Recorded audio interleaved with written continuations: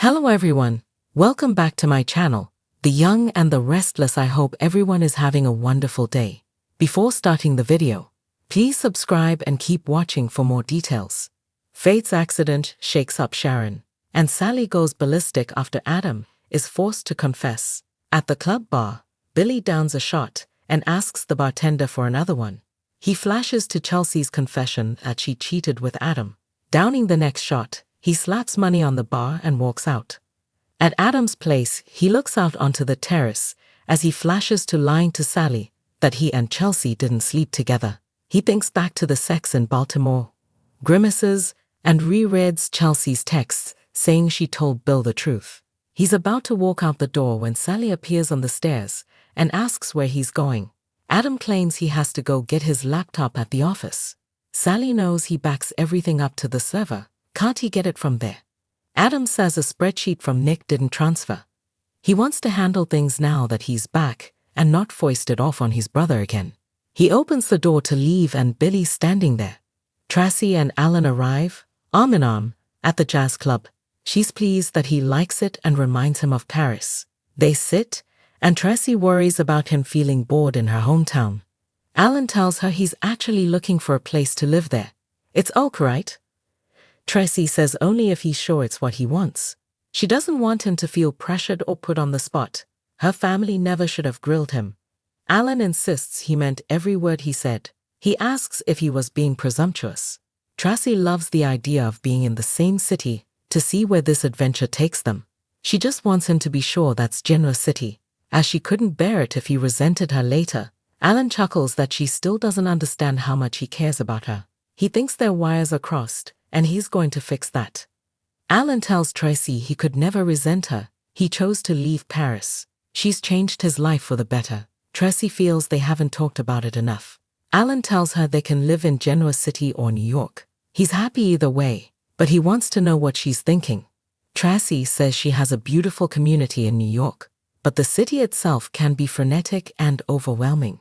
She thinks their relationship might have a better chance of success there, however. Alan doesn't understand what worries her about living in Genoa City. Tracy explains that she's her own person in New York, not just an abbot. What they have is new and fragile, and she worries if they're in Genoa City, the old bad habits might get in the way. In the hospital, Nick and Sharon plead with Faith to wake up.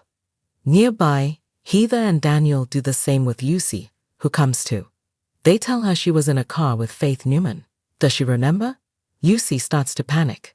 Sharon asks Nick if he thinks Faith hit her head on the steering wheel. Nick isn't sure, but he promises all of the necessary tests will be performed. Sharon cries, "Why are we here again? Why does this keep happening to us?" Nick doesn't know. Sharon recalls that the last time Faith was in a car wreck, she was drinking. Nick's sure she wouldn't have done that again. Sharon cries, "Why won't she wake up?" In the next bed, Lucy cries out, "Faith? Are you there? Faith?"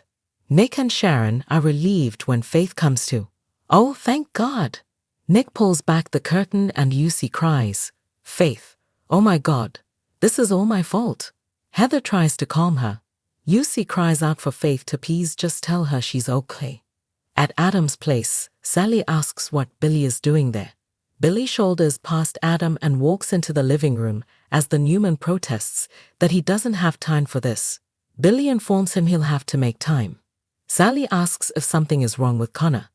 Billy says Connor's fine, but there's definitely something wrong.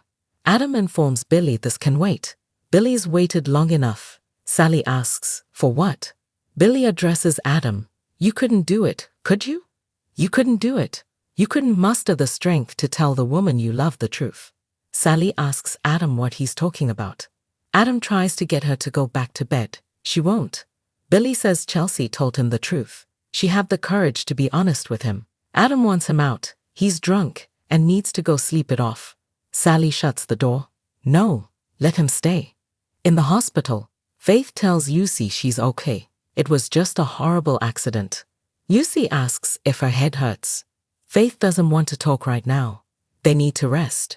Nick and Daniel go looking for the doctor, and Sharon pulls the curtain so she can speak to Faith, who apologizes for scaring them. Sharon asks if she's able to tell her what happened.